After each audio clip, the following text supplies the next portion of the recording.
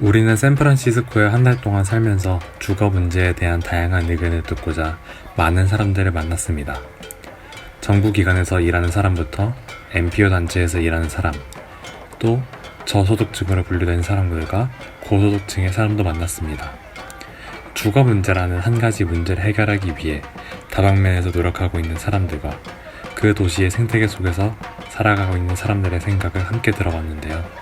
어떤 내용이 있었는지 같이 한번 보시죠.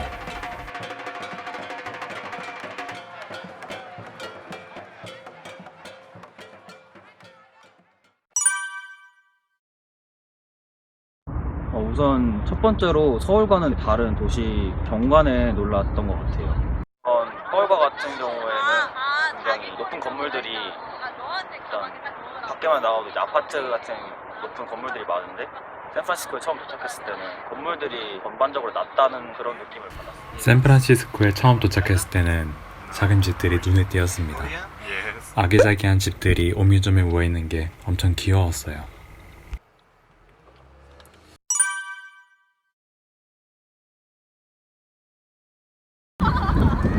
저희가 한 달 이제 숙소에서 머문 비용이 집값만 이제 600만 원 정도 들었는데요.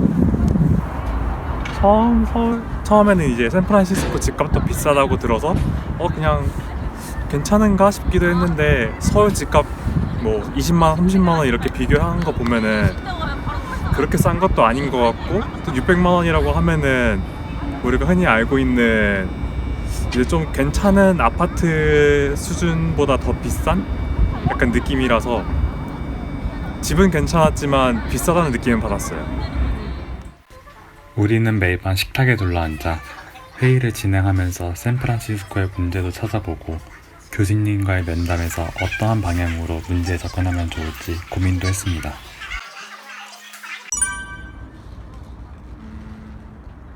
일단은 너무 차량 중심의 도시라는 생각이 가장 많이 들었던 것 같아요. 저희가 렌트를 해서 차량을 빌릴 수 있는 상황도 아니었고, 그렇다고 이제 대중교통 수단이나 아니면 이제 저희의 어떤 그런 보행으로 이동을 하곤 했었는데, 이제 공공교통 수단이 충분하지 못하다고 생각이 들었습니다.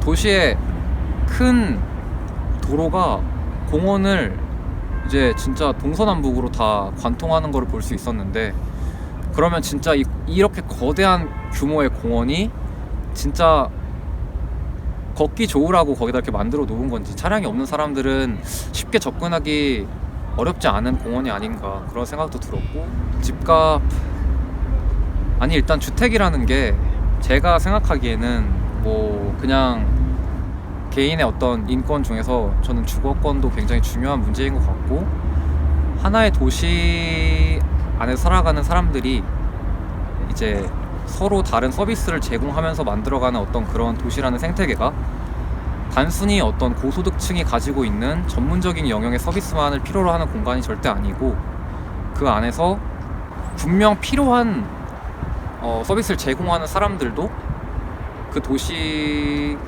안에서 생활권을 가지고 이제 활동을 하고 있을 텐데, 그런 사람들이 어떤 그런 주거 젠트리피케이션 현상 때문에 점차 도시 외곽으로 밀려나는 거는 충분히 문제가 있다고 생각하고 있습니다.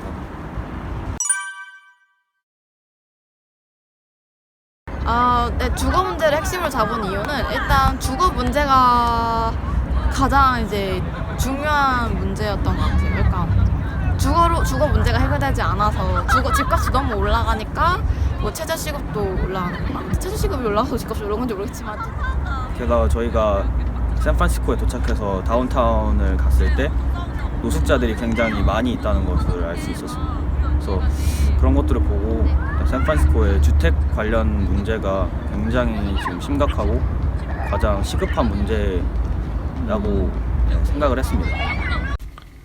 우리는 텐들로인에 방문해서 현재 거주 중인 사람의 도움으로 주거 문제가 얼마나 심각한지 한번 이야기를 들을 수 있었습니다. That's right. This is new. I mean, when we first bought the hotel, there weren't homeless people living here on the streets or anywhere. Everyone could afford it. This hotel used to rent out for $125 a month. for a room. Okay. That was cheap, and that was like in 1978. So people could afford to live here. The homeless people?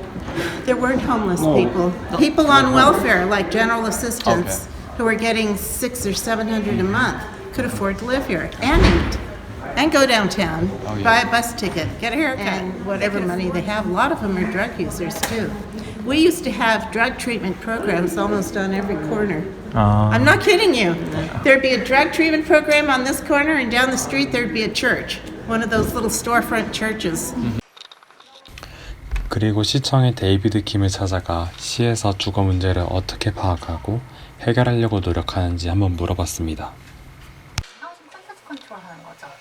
근데 그게 굉장히 어려운 게 지금 이제 그 개발 제한을 하긴 하는데 문제가 뭐냐면 계속 사람 늘어나잖아요. 그러니까 지금 그 이슈 계속 지금 이거 플래닝하고 이제 여기서 계속 나오는 이슈가 그예요.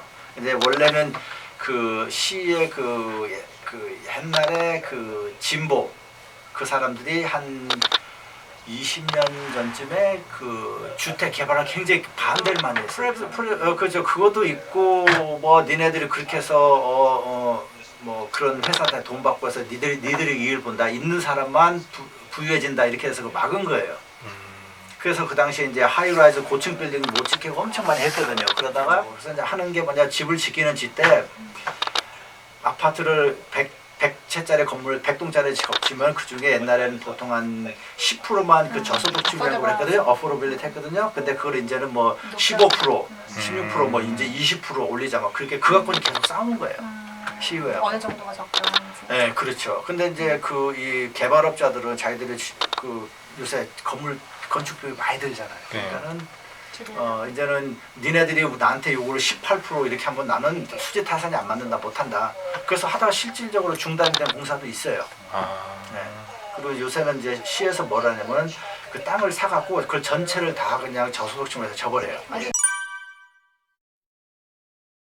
는 저희가 하우징 액션 코올리션이라는 기관을 만나서 저희 서울에 대한 지금 주택 현황 그리고 저희 서울이 이제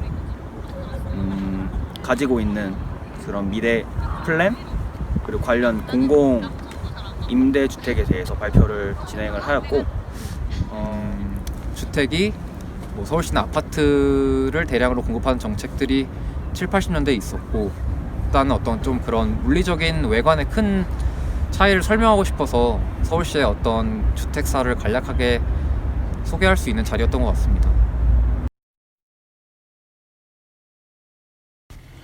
플래닝 부서와 SF 하우징 액션 코올리션을 만나 서울시의 주택 개발의 역사와 주거 정책에 대해 발표를 하고 그 이후에는 질의응답 시간을 가졌습니다. 저희 팀원 중 한 명이 질문하는 것이 보이는데요. 샌프란시스코에 많은 것이 궁금했는지 질문을 참 많이 합니다. 무슨 내용을 질문했을까요? And you know, we say as many units as you can fit in there, you can fit in there. As long 그러면 이렇게 민간 차원에서 이런 개발과 관리와 임대 등의 어떤 이런 다양한 서비스를 종합적으로 제공하고 있는데 그러면 뭐 샌프란시스코라는 시티 도시 차원에서 아니면 캘리포니아라는 주 차원에서 아니면 미국이라는 그 페더럴 거버먼트 차원에서 이들이 받는 어떤 인센티브가 있는지 그리고 SF 플래닝 부서라든지 하우징 액션 코올리션 부서 같은 경우에는 이제 환경 규제라든지 그런 부분에 대해서 어떻게 생각을 하고 있는지 이게 너무 타이트하지 않나? 라는 질문을 던졌어요. 우리는 크게 두 가지를 질문했습니다. 첫 번째는 민간 개발 부분에 인센티브가 있는지 자료 조사를 하면서 의문이 들어 질문을 했고 두 번째는 환경 규제에 대한 질문을 했습니다. 과연 원하는 대답을 들었을까요? Bridge housing or yeah, and it is a it's a very tax-driven business. We haven't got into how these things are financed, but you know, we talked about our structure as a nonprofit. It allows us to do some of this, but there's something called the low-income housing tax credit, and we sell those tax credits to investors, and that's how we build these buildings. It'd be like buying a house with a 50% down payment. You understand that methodology of a mortgage, but you have to come up with some cash. In this building here, we built it with 50% cash. Okay. And we generated that cash by selling this thing called a tax credit to a bank or an investor or, you know, high net worth people. That's the linchpin of our housing system, is this tax credit. We like to use the example, you know, a Christmas tree, Yeah. right? And you put ornaments on a Christmas tree to make it look good and feel good. And you keep putting ornaments on, and all of a sudden the tree might be too heavy and fall over. That's a little bit what it's like. We set up so many requirements where every one of them is good, right? None of them are bad. But when you do them all together, it becomes a little too much, and it makes building housing very expensive. And that what results in, okay, we'll build somewhere else where it's not as expensive, because the term we have is building codes.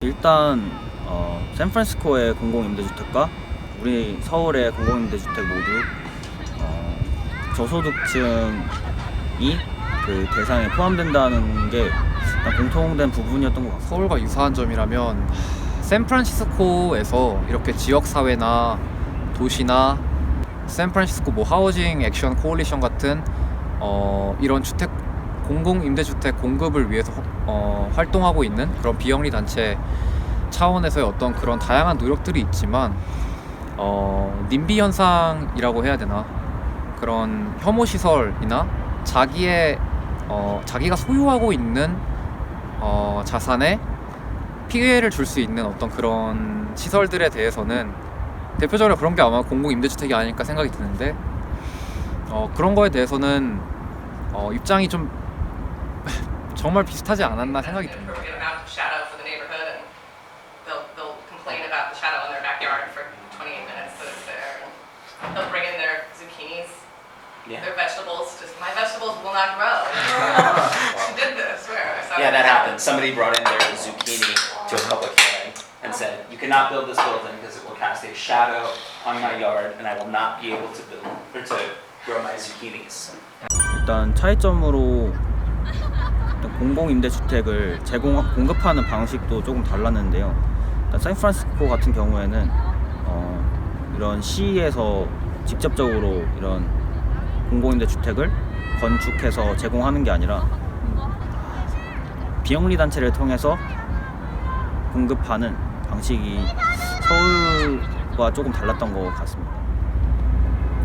그렇기 때문에 샌프란시스코에서는 어떤 민간의 자본이나 인력을 충분히 활용해서 공급 정책을 실현하려고 노력하고 있다고 생각합니다. 그런 점에서는 충분히 의의가 있지 않을까라는 생각을 하고 있습니다. 그래서 샌프란시스코는 현재 지금 좀 더 폭넓은 대상을 상대로 그런 공격적인 공공임대주택 정책을 펼치고 있어서 현재는 20%대의 공공주택을 차지를 하고 있는데요. 이러한 조금 더 넓은 대상을 위한 공공임대주택 공급 정책을 펼치는 것이 조금 샌프란시스코를 본보기로 삼아서 할 필요가 있다고 생각합니다. 그러면 서울에서 샌프란시스코를 보고 배워야 할 점이 있다면은 그런 민간 부분의 공급일까요? 서울시나 서울시의 도시계획에서 거버넌스 체계라는 말이 나온 지 10년이 벌써 넘은 것 같은데, 제가 알고 있기로는 과연 그런 거버넌스라는 그런 협력 체계가 지금 제대로 존재하고 있는지 저희는 한번 그런 부분에서 다시 한번 돌아보면 좋지 않을까라는 생각이 듭니다. 도시계획위원회 같은 그런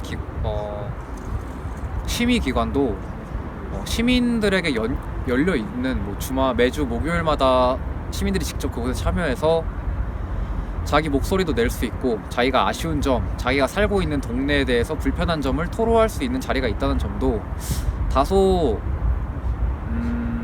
조금 폐쇄되어 있다고 생각되는 서울시의 어떤 그런 도시계획위원회나 이건 말하면 안 되겠다. 부분에서 좀 배울 점이 많지 않나 그런 생각이 듭니다. 자기 목소리를 그렇게 힘있게 낼 수 있는 도시라는 점에서. 우리는 샌프란시스코의 속에 들어가 한 달간 살면서 많은 이야기를 들었습니다. 비록 영상에는 다 담아내지 못했지만 정말 많은 내용을 듣고 각자의 의견에 대해 물으면서 어떠한 점이 다르고 같은지 확인했습니다. 주거 문제를 해결하는 데에는 정해진 답이 없습니다. 각 나라, 각 도시의 특성이 다른 만큼 문제가 발생한 원인도 다르기 때문입니다. 하지만 분명 서로 보고 배울 점은 있다고 생각합니다. 그것을 수용하고 우리에게 맞는 방법으로 변화한다면 조금은 길이 보일 거라 생각합니다.